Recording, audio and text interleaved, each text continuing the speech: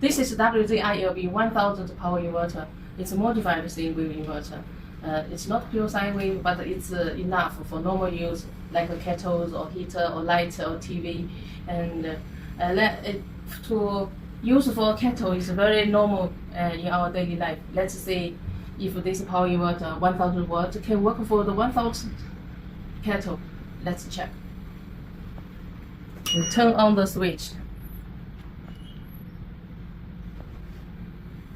You can see the DC volt input 24 volt, 24.2 volt, and we turn on the kettle.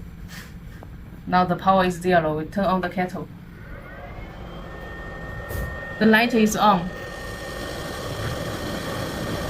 The kettle power of the kettle is 200. Is 940 volt.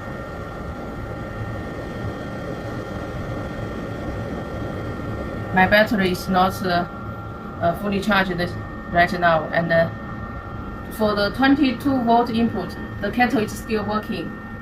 You can hear the water steaming. And it's very fast. This WZRELB 1000 power inverter is full power. You can trust WZRELB.